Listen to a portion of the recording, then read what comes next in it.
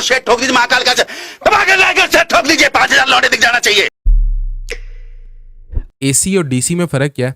DC से मुराद है direct current, यानी कि अगर हमारे पास ये वोल्टेज है और ये टाइम एक्सिस है, तो डीसी करंट जो है वो अबव दिस टाइम एक्सिस रहना चाहिए, ठीक है। अगर तो वो इस तरह भी हो सकता है, ये भी डीसी करंट है, अगर तो वो इस तरह से फ्लक्चुएट कर रहा है लेकिन वो नेगेटिव साइड पे नहीं आ रहा, तो वो डीसी करंट है। उसकी निस्बत जो एसी करंट होता है वो हमारे पास क्या करता है, वो पॉजिटिव भी होता है, वो नेगेटिव भी होता है, पॉजिटिव नेगेटिव दोनों होते हैं, ठीक है। वो कुछ टाइम के लिए पॉजिटिव होता है, फिर उसकी पोलैरिटी फ्लिप होकर नेगेटिव हो जाती है। जो हमारे घरों में भी करंट आता है वो यही करंट होता है, एसी करंट। अच्छा, अब एसी जनरेटर किस तरह से काम करता है, वो किस तरह से करंट प्रोड्यूस करता है, हम उसको देखेंगे, और वो किस तरह से इस वेव फॉर्म में करंट प्रोड्यूस करता है हम वो भी देखेंगे। तो बेसिकली जनरेटर, कोई भी जनरेटर अगर हम उसकी डेफिनेशन देखें तो जनरेटर हमारे पास क्या करता है, a current generator is a device that converts mechanical energy into electrical energy. यानी कि जनरेटर का काम यह है कि मैकेनिकल एनर्जी को वो इलेक्ट्रिकल एनर्जी में कन्वर्ट करेगा। यानी कि हमने किसी तरह से, फॉर एग्जाम्पल अगर आपके घरों में जो जनरेटर किसी दौर पे इस्तेमाल हुआ करते थे, वो क्या करते थे, वो फ्यूल को बर्न करके एक शाफ्ट को रोटेट कर रहे होते थे, वो शाफ्ट आगे जनरेटर के साथ कनेक्टेड होती थी। तो वो जनरेटर उस शाफ्ट की जो रोटेटिंग मैकेनिकल पावर थी उसको इलेक्ट्रिकल पावर में चेंज करता है। तो हम देखेंगे वो किस तरह से चेंज करता है। इसलिए हमारे पास क्या है, हमारे पास एक शाफ्ट है जिसको हम कोई ना कोई मैकेनिकल पावर लगा के रोटेट कर रहे हैं, ठीक है। हम हाथ से भी कर सकते हैं, हम कोई इंजन लगा के भी कर सकते हैं, कोई टरबाइन लगा भी कर सकते हैं, किसी भी तरीके से हमने इस शाफ्ट को रोटेट करना है।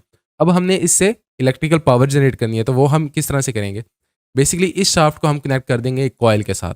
तो अगर तो ये शाफ्ट घूम रही है तो इसका मतलब है ये कॉइल भी घूमेगी। अब मज़ीद हम क्या करेंगे, इस कॉइल के ऊपर हम इनको हम कहते हैं carbon brushes.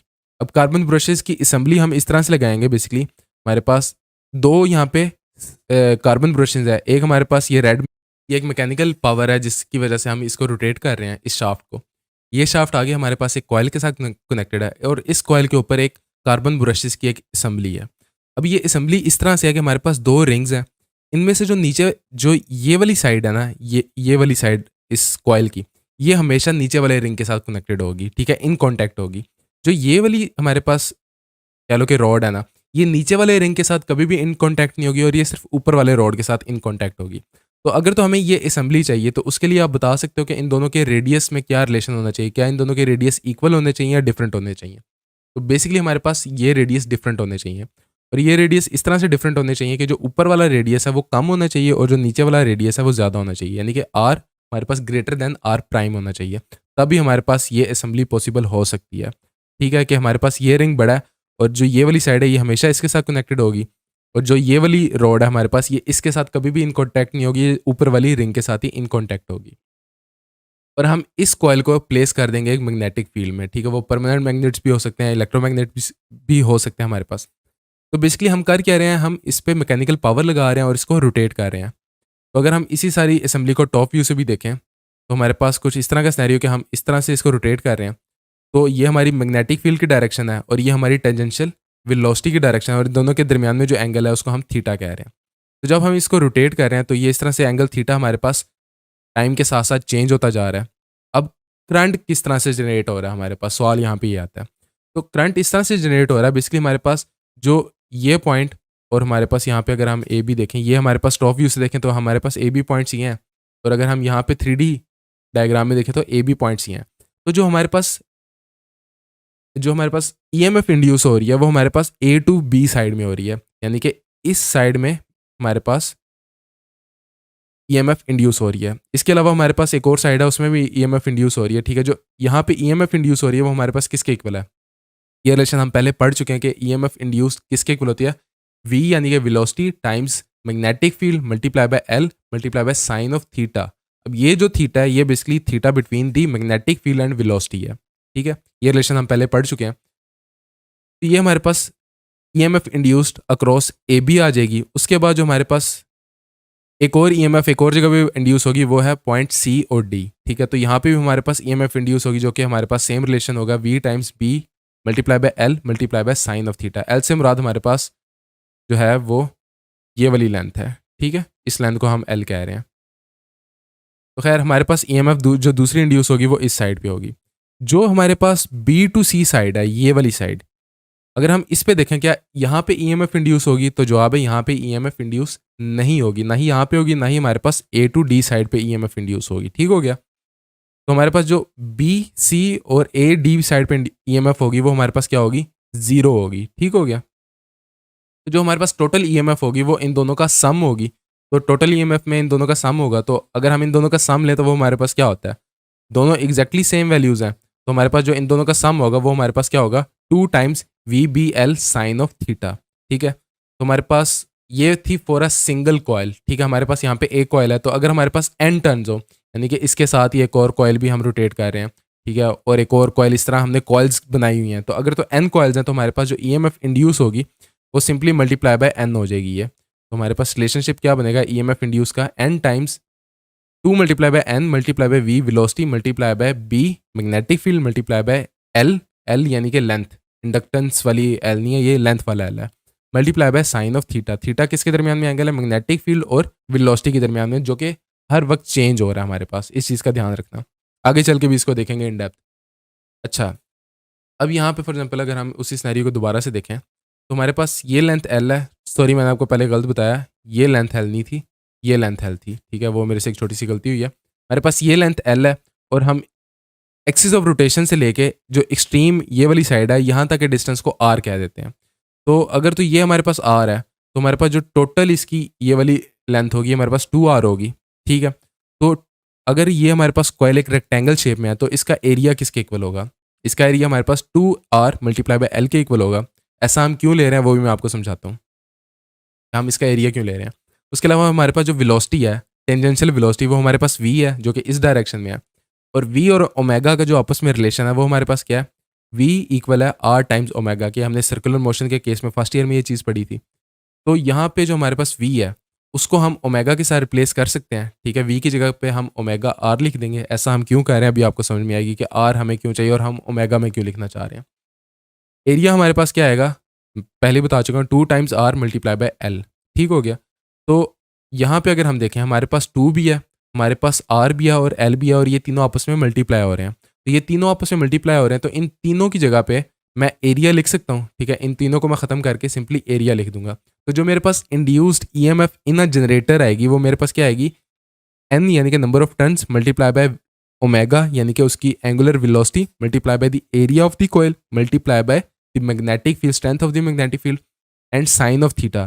Theta is the angle between the velocity, tangential velocity and the magnetic field.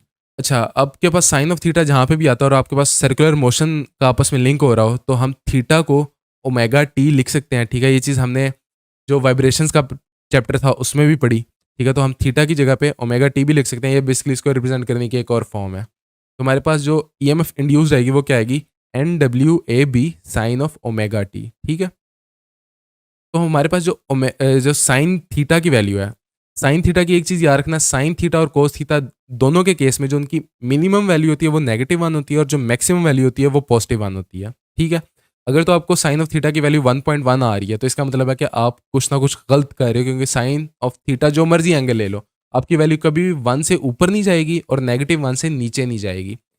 तो हमारे पास साइन ऑफ थीटा की वैल्यू मैक्सिमम हमें कब मिलती है, मैक्सिमम तब मिलती है जब हमारे पास जो थीटा एंगल है वो 90 होता है।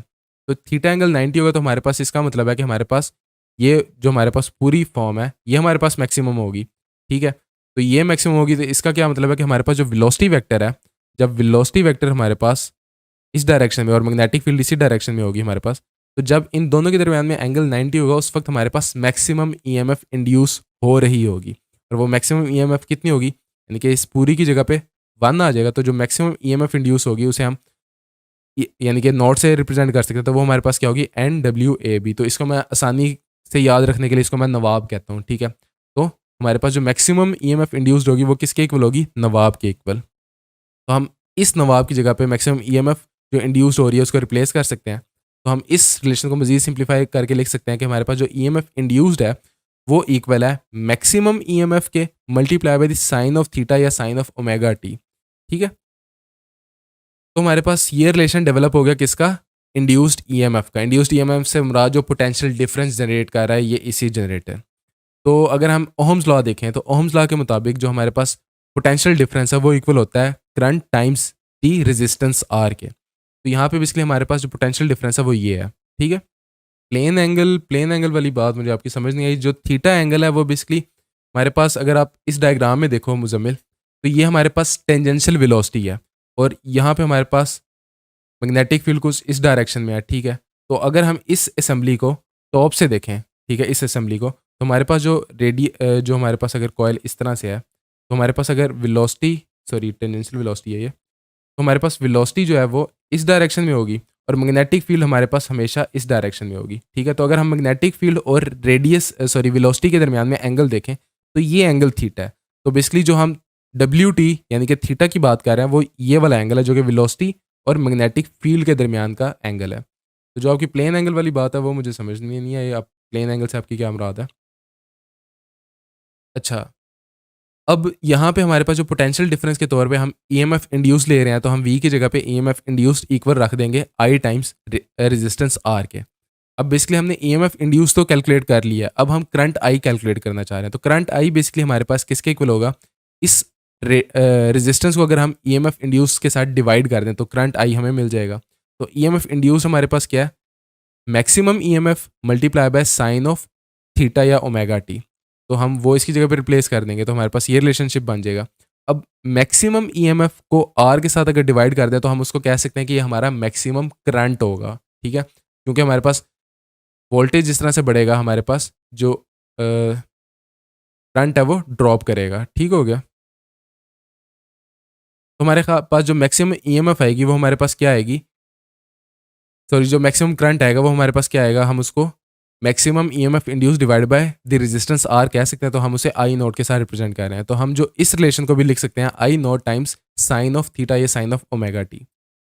और हमारे पास जो मैक्सिमम करंट है वो हमारे पास EMF induced divide by the resistance R है। यहाँ पे रेजिस्टेंस R से मुराद जो इस कॉइल की इंटरनल रेजिस्टेंस है वो, ठीक हो गया। हमारे पास अभी तक ये 4 रिलेशनशिप डेवलप है। मेन रिलेशनशिप्स तो बेसिकली ये हैं, ठीक है, ये दो हमारे पास मेन रिलेशनशिप्स हैं। ये जो ऊपर वाले दो हैं ये बेसिकली रिप्रेजेंट कर रहे हैं कि जो हमने ये EMF नोट और I नोट कह रहे हैं ये क्या है, ठीक है। तो हमारे पास बेसिकली अभी तक 2 रिलेशनशिप्स यहाँ पे डेवलप हुए हैं।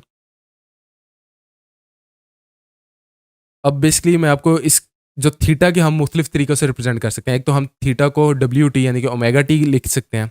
दूसरा चीज़, अगर तो मैं आपको कहूँ कि ये जो कॉयल है ये इसकी जो रोटेटिंग फ्रीक्वेंसी है यानी कि 1 सेकंड में 10 चक्कर काट रहा है। तो बेसिकली मैं आपको जो रेवोल्यूशंस पर सेकंड बता रहा हूँ वो क्या बता रहा हूँ, वो आपको मैं एक एंगुलर वेलोसिटी यानी कि ओमेगा बता रहा हूँ, लेकिन उसके जो यूनिट्स हैं वो रेवोल्यूशंस पर सेकंड है और ओमेगा हम लेते हैं रेडियंस पर सेकंड में। तो रेवोल्यूशंस को अगर हमने रेडियंस में कन्वर्ट करना तो हम क्या करते हैं 2 पाई से मल्टीप्लाई करते हैं। तो मैं इसको लिख सकता हूँ, अगर तो मैं फ्रीक्वेंसी लिख रहा हूँ तो इस पूरे को अगर मैंने ओमेगा बनाना है इन रेडियंस तो मैं इसको फ्रीक्वेंसी को 2 पाई के साथ मल्टीप्लाई कर दूंगा तो मेरे पास ये पूरा ओमेगा आ जाएगा। तो ओमेगा इंटू टी, यहाँ पे भी बेसिकली ओमेगा इंटू टी ही एक तरह से लिखा हुआ है। तो हमारे पास जो एक और रिप्रेजेंटेशन है EMF इंड्यूस की वो क्या, EMF note multiply by sine of 2 pi frequency of rotation multiply by the time. Time से मुराद के इस स्पेसिफिक इंस्टेंट पे, इसको भी हम आगे चल के देखेंगे। अब फॉर एग्जाम्पल ये हमारे पास कॉयल है, ठीक है, इसको हम 3D व्यू में देख रहे हैं। हम बेसिकली इस डायरेक्शन में रोटेट कर रहे हैं, ठीक है, ये हमारा ओमेगा है, तो ये हमारी टेंजेंशियल वेलोसिटी होगी। और अगर हम इसी असेंबली को टॉप व्यू से देखें तो हमारे पास बेसिकली ये सिनेरियो है कि हम इस डायरेक्शन में रोटेट कर रहे हैं, ये हमारी मैग्नेटिक फील्ड और ये हमारी टेंजेंशियल वेलोसिटी है। तो जब ये रोटेट कर रहा होगा तो फॉर एग्जाम्पल अगर इस इंस्टेंट पे हम देखें तो इस इंस्टेंट पे हमारे पास मैग्नेटिक फील्ड और जो हमारे पास वेलोसिटी वी है इन दोनों की डायरेक्शन सेम है, ठीक है, और ये हमारे पास बेसिकली उसका 3D व्यू है। तो हम साइन ऑफ थीटा ले रहे हैं। तो अगर मैं इस ग्राफ को प्लॉट करूँ, ठीक है, बेसिकली मैं एंगल 0 से जब ये यहाँ पे आएगा तो यहाँ पे हमारे पास वेलोसिटी इस डायरेक्शन में होगी और मैग्नेटिक फील्ड इस डायरेक्शन में, तो इनका एंगल 90 होगा। तो एंगल 0 से 90 हो रहा है, तो साइन ऑफ 0 हमारे पास और साइन ऑफ जो हमारे पास 90 डिग्रीज है ये हमारे पास 1 होता है, ये हमारे पास 0 होता है। तो बेसिकली यहाँ से ये जब यहाँ तक जाएगा तो हमारे पास जो वैल्यू है वो 0 से लेके 1 तक प्रोपोगेट करेगी। तो अगर हम उसे ग्राफ में देखें तो हमारे पास ग्राफ कुछ इस तरह से दिखेगा, ठीक है, कि जब ये रोटेट किया तो हमारे पास 0 से ग्राफ आगे की तरफ जा रहा है यानी कि पॉजिटिव 1 की तरफ जा रहा है। यहाँ पे हमारे पास वेलोसिटी इस डायरेक्शन में होगी और मैग्नेटिक फील्ड जो है वो इस डायरेक्शन में होगी। तो दोनों के दरमियान में एंगल क्या होगा 180। अब हम क्या कर रहे हैं, साइन 90 से जा रहे हैं साइन 180 की तरफ, ठीक है। तो साइन 180 पे हमारे पास क्या वैल्यू देता है, 0 देता है, और हमारे पास यहाँ पे 1 देता है। तो अब हम क्या करेंगे, अब हम 1 से 0 की तरफ जा रहे हैं। तो इसका मतलब है कि हम मैक्सिमम वैल्यू से 0 की तरफ जा रहे हैं। तो हमारे पास जो ये ग्राफ है ये क्या करेगा, ये 0 की तरफ आना शुरू कर देगा। तो हमारे पास 0 से लेके π/2 यानी कि 90 डिग्री तक, ये 90 डिग्री है यहाँ पे, ठीक है। π/2 हम उसको रेडियंस में लिखते हैं। तो हमारे पास मैक्सिमम वैल्यू तक दोनों की वैल्यूज, करंट और ईएमएफ दोनों की वैल्यूज मैक्सिमम तक जाएंगी, और उसके बाद अप टू 180 डिग्री ये 0 की तरफ आना स्टार्ट कर देंगी।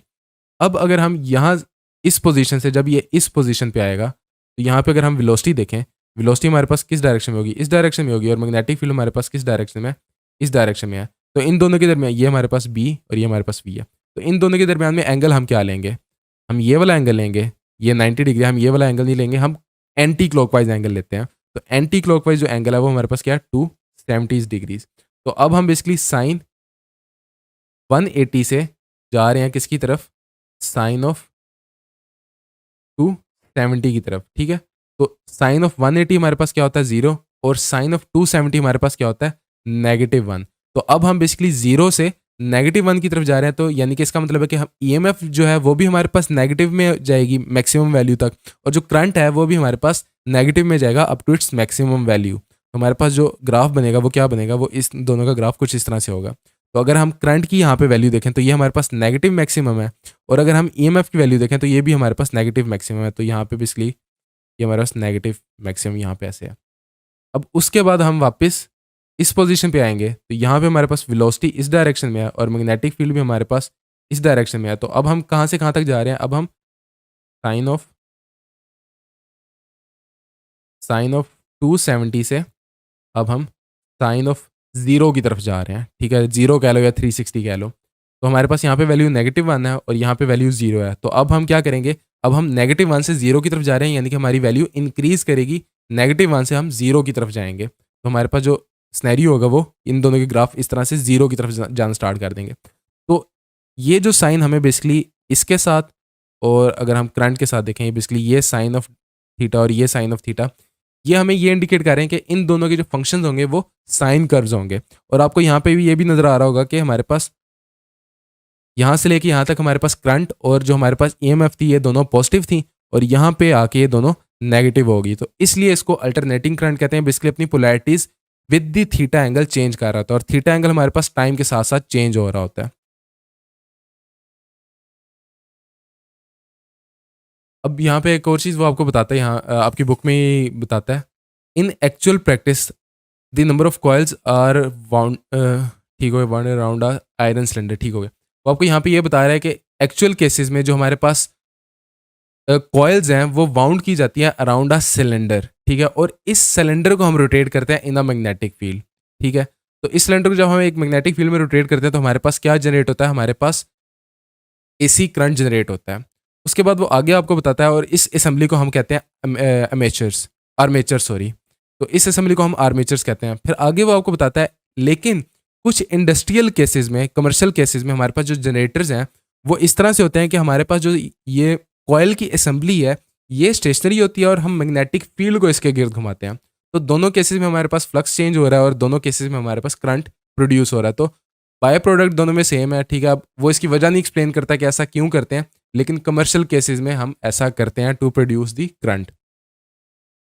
Late me shed that numerical plane of a rectangle coil is at degree, that means, ठीक हो गया। प्लेन एंगल से मुराद मैं आपको बताता हूँ वो आपको क्या कहना चाह रहा है। अगर हम देखें पीछे एक एग्जांपल में देखते हैं जहाँ पे थोड़ी सी हमारे पास कॉइल बनी हो, ठीक हो गया। जो प्लेन एंगल से मुराद ये है कि कोई भी प्लेन हो ना, मिसाल के तौर पे अगर मैं आपको एक कैलकुलेटर दिखाऊं, ये एक प्लेन सरफेस है, तो इस प्लेन सरफेस को मैं एक वेक्टर के साथ रिप्रेजेंट कर सकता हूँ, जिससे मुझे इसकी ओरिएंटेशन का पता चलेगा, और वो जो वेक्टर है वो हमेशा इसके परपेंडिकुलर होगा, ठीक हो गया। तो अगर हम कॉइल देखें और कॉइल को हम एज एन सरफेस एरिया, एक एज अ प्लेन ले रहे हैं, तो जो इसको वेक्टर रिप्रेजेंट करेगा वो भी परपेंडिकुलर होगा इसके। तो अगर इस व्यू में देखें इस तरह से दिखेगा, और इस व्यू में अगर हम टॉप व्यू से देखें तो वो हमारे पास इस तरह से दिखेगा। तो जो हमारे पास प्लेन एंगल की वो बात कर रहा है, प्लेन एंगल जो वेक्टर हमें प्लेन एंगल को रिप्रेजेंट कर रहा है और जो वेक्टर हमारे पास वेलोसिटी को रिप्रेजेंट कर रहे हैं, इन दोनों की डायरेक्शन सेम होगी। तो अगर तो वो बात करता है कि एंगल बिटवीन द प्लेन यानी कि एंगल जो है कॉयल के प्लेन एंगल और मैग्नेटिक फील्ड के प्लेन एंगल के दरमियान में एंगल थीटा फॉर एग्जांपल आपको दे देता है 30 डिग्रीज, तो वो सेम बात या इक्वलेंट बात कर रहा है कि वेलोसिटी वेक्टर और मैग्नेटिक फील्ड के दरमियान में 30 डिग्री है, ठीक है। तो उसने आपको इस चीज़ को रिप्रेजेंट डिफरेंट तरीके से किया हुआ है। वंस अगेन प्लेन एंगल से मुराद क्या है कि कोई भी सरफेस के परपेंडिकुलर एक वेक्टर हम ड्रॉ बना सकते हैं जो वेक्टर इसकी डायरेक्शन इसकी ओरिएंटेशन को रिप्रेजेंट करेगा, ठीक है। तो फॉर एग्जाम्पल अगर ये इस डायरेक्शन में है तो ये वेक्टर भी इसके परपेंडिकुलर होगा। तो प्लेन वेक्टर से या मुराद वो वेक्टर होता है हमारे पास। अच्छा, ये चीज़ भी हमारी कवर अप होगी, ठीक है। दो तरीके हैं हमारे पास जनरेटर्स के, या तो हम जो हमारे पास कॉयल की असेंबली है उसको रोटेट करें इन अ स्टेशनरी मैग्नेटिक फील्ड, या फिर हम जो हमारे पास कॉयल की असेंबली है उसको स्टेशनरी रखें और जो मैग्नेट्स हैं उनको रोटेट करें अराउंड दैट स्टेशनरी असेंबली, ठीक हो गया। वो आपको इसकी वजह नहीं बताता कि ऐसा कमर्शियल केसेस में क्यों होता है, लेकिन वो आपको बस ये चीज़ बता देता है कि इन दोनों केसेस से हमारे पास एंड जो हमारा टारगेट होता है वो क्या होता है, हमने फ्लक्स चेंज करना होता है। तो फ्लक्स चेंज करने से हमारे पास ईएमएफ इंड्यूस होती है यानी कि करंट जनरेट होता है। तो इन दोनों केसेस में हमारे पास फ्लक्स चेंज हो रहा है जिससे हमारे पास करंट जनरेट हो रहा है। उसके बाद हमारे पास एक न्यूमेरिकल है 15.6, इसमें वो हमें क्या कह रहा है, an alternating generator operates at 50 hertz. अब 50 हर्ट्स से क्या मुराद है कि वो जो जनरेटर है वो जो रोटेट कर रहा है उसकी जो रोटेटिंग फ्रीक्वेंसी है वो 50 हर्ट्स है, ठीक है। तो हमारे पास फ्रीक्वेंसी उसने दी हुई है 50 हर्ट्स। आगे वो हमें अगली चीज़ क्या बता रहा है, has coil of 200 turns. Coil जो है उसकी जो नंबर ऑफ टन्स है वो 200 है, यानी कि हमारे पास कैपिटल एन जो है वो 200 टन्स है। अगली जो चीज़ वो हमें बता रहा है वो ये बता रहा है the coil has an area of 120 centimetre square. तो एरिया उसने हमें किस में दिया है, सेंटीमीटर स्क्वायर में, और एरिया हमें किस में चाहिए होता है, मीटर स्क्वायर में। तो हम सेंटीमीटर स्क्वायर को मीटर स्क्वायर में चेंज करेंगे। तो वो हम किस तरह से करेंगे, बेसिकली 10,000 के साथ डिवाइड कर देंगे। तो 10,000 के साथ अगर हम डिवाइड करें तो 10,000 को मैं 10⁻⁴ भी लिख सकता हूँ और इसको मैं ऊपर लेके जाऊँ तो मैं 10⁻⁻⁴ लिख सकता हूँ, ठीक है। तो हमने एरिया को मीटर स्क्वायर में कन्वर्ट कर दिया। उसके बाद वो अगली चीज़ जो हमसे मांग रहा है वो ये मांग रहा है what should be the magnetic field. Magnetic field क्या होनी चाहिए। आगे वो एक और चीज़ भी हमें देता है in which the coil is rotated in order to produce an maximum EMF of 240 volts. यानी कि जो हम मैक्सिमम ईएमएफ प्रोड्यूस कर रहे हैं यानी कि ईएमएफ नोट जिसे हम कहते हैं वो हमारे पास कितनी है, 240 वोल्ट्स। तो वो मांग क्या रहा है, मैग्नेटिक फील्ड की स्ट्रेंथ मांग रहा है। हमारे पास रिलेशनशिप जो हम यहाँ पे इस्तेमाल करेंगे वो क्या करेंगे, हमने मैक्सिमम ईएमएफ का रिलेशनशिप पढ़ा था, वो हमारे पास क्या होता है, नवाब, ठीक है। N omega area of the coil multiply by the magnetic field. अब यहाँ पे हमारे पास नंबर ऑफ टर्न्स भी हैं हमारे पास, बेसिकली हमें ये चीज़ चाहिए, ठीक है। ये फाइंड आउट करना है। हमारे पास मैक्सिमम ईएमएफ भी है, हमारे पास नंबर ऑफ टर्न्स भी हैं, हमारे पास ओमेगा है उसकी एंगुलर वेलोसिटी, तो ओमेगा हमारे पास नहीं है। हमारे पास एरिया ऑफ द कॉयल भी है और हमारे पास मैग्नेटिक फील्ड जो कि हमने फाइंड आउट करनी है।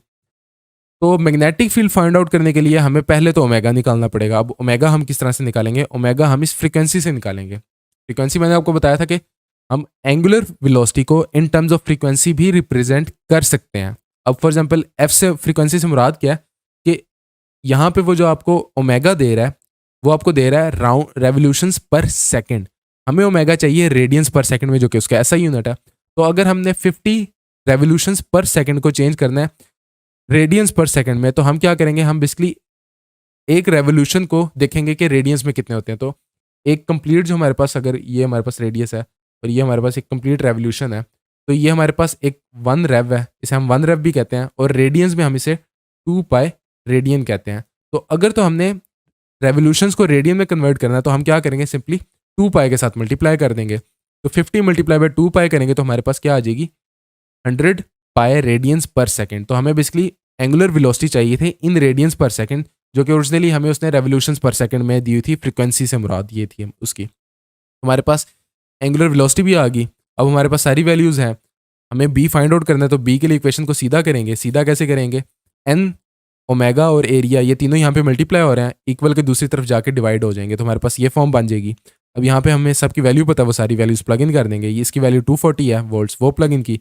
नंबर ऑफ टन्स के कोई यूनिट नहीं होते, तो 200 मल्टीप्लाई बाय हमारे पास एंगुलर वेलोसिटी हमारे पास क्या है, 100 है, सॉरी यहाँ पे 100 है, 100 पाई रेडियंस पर second multiply by 120 multiply by 10⁻⁴ multiply by metre square, ठीक है। तो ये हमारे पास बेसिकली एरिया है इन मीटर स्क्वायर, जो कि उसने ओरिजिनली हमें सेंटीमीटर स्क्वायर में दिया हुआ था। तो जब हम इसको सॉल्व करेंगे तो जो हमारे पास strength of the magnetic field है वो आएगी 0.32 टेस्लास। तो यही वो हमसे मांग रहा था, यही हमने उसको बता दिया। उसके बाद जो नेक्स्ट चीज़ है हमारे पास वो है डीसी जनरेटर्स। अब एसी जनरेटर्स हमने पढ़ लिया, मैंने आपको एसी करंट भी बताया कि एसी करंट क्या होता है, वो पॉजिटिव नेगेटिव दोनों साइडों पे फ्लक्चुएट कर रहता है। डीसी करंट क्या होता है, वो पोलैरिटी अपनी चेंज नहीं करता, वो एक ही साइड पे रहता है, या तो पॉजिटिव साइड पे तो वो पॉजिटिव साइड पे रहेगा, अगर तो वो नेगेटिव साइड पे तो नेगेटिव साइड पे रहेगा।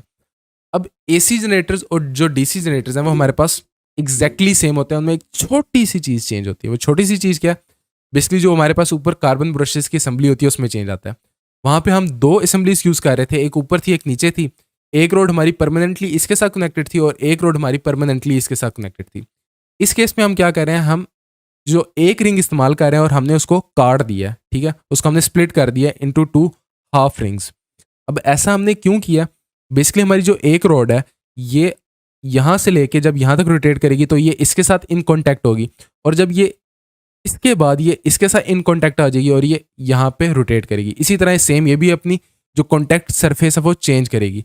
अब ऐसा करने से होगा क्या, बेसिकली हमारे पास जो पोलैरिटी चेंज होती थी जब हमारे पास ये जो हमारी कॉइल है जब वो 90 डिग्री पे आती थी, ठीक है, तो हाँ ठीक है, जब वो यहाँ पे आती तो हमारे पास वेलोसिटी वेक्टर, ठीक है, और जो मैग्नेटिक फील्ड वेक्टर था वो दोनों सेम डायरेक्शन में होते थे। यानी कि जब हम उसको रिवाइज करें तो बेसिकली हमारे पास जो ये पॉइंट्स अचीव होते थे, ये पॉइंट्स जब हमारे पास ईएमएफ 0 है तो वो बेसिकली तब होते थे जब हमारी जो कॉइल है वो परपेंडिकुलर टू मैग्नेटिक फील्ड होती थी, और उसके बाद इसकी पोलैरिटी चेंज होती थी। तो इसलिए जो हमने कट लगाया ये भी हमने उसी पोजीशन पे लगाया। तो अब इसकी वजह से क्या होगा, अब इसकी वजह से होगा ये कि जब हमारे पास अगर हम इसका ग्राफ प्लॉट करें करंट आई का कह लो या ईएमएफ का कह लो, यहाँ पे भी ठीक है, ईएमएफ का फंक्शन प्लॉट करें अगर हम विद टाइम इंटरवल या थीटा एंगल, तो हमारे पास क्या होगा, इनिशियली हमारे पास जिस तरह हमारे पास एसी जनरेटर काम करता है उसी तरह ही करेगा। ठीक है, हमारे पास ये कॉइल यहाँ से लेके ठीक है ये यहाँ तक आएगी, ठीक है, यहाँ पे वेलोसिटी डायरेक्शन इस डायरेक्शन में और मैग्नेटिक फील्ड हमारे पास इस डायरेक्शन में है, तो हमारे पास ये कर्व आएगी। उसके बाद एसी में क्या होता था, हमारे पास पोलैरिटी फ्लिप हो जाती थी, लेकिन यहाँ पे क्या है, यहाँ पे हमारे पास जो स्प्लिट रिंग्स हैं तो वो क्या करेंगे, वो इसकी पोलैरिटी को चेंज कर देंगे। तो उसके चेंज होने से एसी में हमारे पास नेगेटिव हमारे पास कर्व आता था, तो यहाँ पे हमारे पास पॉजिटिव कर्व ही आएगा। उसके बाद नेक्स्ट हमारे पास दोबारा पॉजिटिव कर्व आना था एसी डीसी में दोनों में। उसके बाद दोबारा से यही काम होगा कि उसकी पोलैरिटी चेंज हो गया ड्यू टू स्प्लिट रिंग्स, तो हमारे पास अगेन नेगेटिव पोलैरिटी होने के बजाय वो पोलैरिटी हमारे पास पॉजिटिव ही रहेगी। तो जो डीसी करंट है वो यहाँ पे साबित हो रहा है कि वो अपनी पोलैरिटी चेंज नहीं कर रहा, अलबत्ता वो फ्लक्चुएट कर रहा है, ठीक है, लेकिन वो अपनी पोलैरिटी नेगेटिव नहीं कर रहा। तो इसलिए हम इसको कहेंगे कि ये हमारा जो जनरेटर है ये डीसी जनरेटर है, क्योंकि ये डायरेक्ट करंट दे रहा है। डायरेक्ट करंट से ये मुराद है कि उसकी पोलैरिटी हमारे पास चेंज नहीं हो रही, ठीक है। और इसके अलावा आपकी बुक में वो आगे चल के दोबारा से ये डीसी करंट बताता है। तो बेसिकली आपने पढ़ा कि डीसी करंट जो बैटरी से हमें जो आउटपुट मिलती है वो हमारे पास एक कांस्टेंट आउटपुट होती है, ठीक है। तो ये तो हमारे पास एक कह लो कि पल्सेटिंग आउटपुट है। तो इस पल्सेटिंग आउटपुट को हम कांस्टेंट आउटपुट भी बना सकते हैं। वो आपको इसकी डिटेल नहीं बताता, बस आपको इतना बताता है कि फिल्टर सर्किट हम यूज़ करते हैं, तो वो सर्किट इस पल्सेटिंग करंट को इस कांस्टेंट करंट में चेंज कर देता है, ठीक है। तो वो आपको डिटेल जानने की ज़रूरत नहीं है, वो आपके कोर्स से आउट की चीज़ है। Back motor effect in generators. अब back motor effect in generators है क्या बेसिकली हमारे पास, उसके लिए हमें पूरी जनरेटर की एक असेंबली पढ़नी पड़ेगी, यानी कि इतनी कोई डिटेल में चीज़ नहीं है, बड़ी ईजी सी चीज़ है। हमारे पास बेसिकली जनरेटर काम किस तरह से करता है, सबसे पहले उसमें आती है एक टरबाइन। टरबाइन क्या करती है, टरबाइन को हम किसी तरीके से पावर फ्यूल बंद कर रहे हैं जिससे वो एक शाफ्ट को रोटेट कर रही है, मैकेनिकल पावर प्रोड्यूस कर रही है। उसके बाद ये शाफ्ट कनेक्ट होती है एक जनरेटर के साथ। ये जनरेटर क्या करता है, ये हमें एक ईएमएफ प्रोवाइड करता है, यानी कि हमें वोल्टेज डिफरेंस या हमें करंट प्रोड्यूस करके देता है। अब ये जो हमें इसके आउटपुट पे हमने कोई ना कोई लोड लगाया होता है, ठीक है। अगर हम अपने घर के जनरेटर की बात करें तो फ्यूल बंद कर रहे होते हैं हम, ठीक है, जिससे हम एक एसी जनरेटर चला रहे होते हैं और उससे हमने पूरे घर का लोड कनेक्ट किया होता है। अब होता क्या है कि बेसिकली जैसे हम सर्किट क्लोज होता है तो हम इन लोडों में से करंट गुजरना स्टार्ट हो गया, यानी कि ये लोड कुछ ना कुछ पावर खींच रहे हैं। अब उसकी सूरत में इस जनरेटर पे लोड इंक्रीज होता है, वो चीज़ बेसिकली कहलाती है बैक ईएमएफ। अब वो होता क्यों है हमारे पास, वो भी समझा देता हूँ। बेसिकली हमारे पास एसी जनरेटर में जो ये दो साइड्स होती हैं, ठीक है, यहाँ पे हमारे पास ईएमएफ प्रोड्यूस हो रही है, तो एक तो ये दो साइड्स होती हैं और दूसरी हमारे पास ये वाली साइड होती है जहाँ पे हमारे पास पोटेंशियल डिफरेंस क्रिएट हो रहा था जिसकी वजह से हमारे पास ईएमएफ जनरेट होती है। अब जब एक्सटर्नल लोड कनेक्ट होता है ना, तो हमारे पास क्या होता है, हमने ये चीज़ पढ़ी थी टॉर्क ऑन अ कॉइल के केस में, ठीक है, कि हमारे पास यहाँ पे फोर्सेस एग्जर्ट होती हैं जो कि अगेंस्ट दिस सर्कुलर मोशन होगी। जिस तरह से हमारे पास बैक मोटर इफेक्ट इंक्रीज होता है, जिसकी वजह से जो जनरेटर है उसको ज़्यादा पावर इनपुट करनी पड़ती है उसको सेम एंगुलर फ्रिक्वेंसी पे रोटेट करने के लिए। तो बेसिकली बैक मोटर ईएमएफ है क्या, increases with the increase in external load, कि जिस तरह से हमारे पास एक्सटर्नल लोड इंक्रीज होता है उसकी वजह से हमारे पास ये फोर्सेज इंक्रीज होती हैं, और इन फोर्सेज के इंक्रीज होने से हमारे पास जो बैक मोटर इफेक्ट है वो ज़्यादा होता है। अब ये फोर्सेज हमने पहले पढ़ चुके हैं। हमने ये पहले फोर्सेज कहाँ पे पढ़ी थी, हमने ये पढ़ी थी जब हमने फोर्स होना फ्रंट कैरिंग कॉयल पढ़ा था, ठीक है। तो बेसिकली हमारे पास हो क्या रहा है, लोड बढ़ने से हमारे पास टरबाइन का वर्क बढ़ रहा है, तो एक फील्ड के परपेंडिकुलर गुजर रहा है, तो उसकी वजह से हमारे पास इस कॉयल पे फोर्स एग्जर्ट होगी, तो ये बेसिकली वो वाली फोर्स है।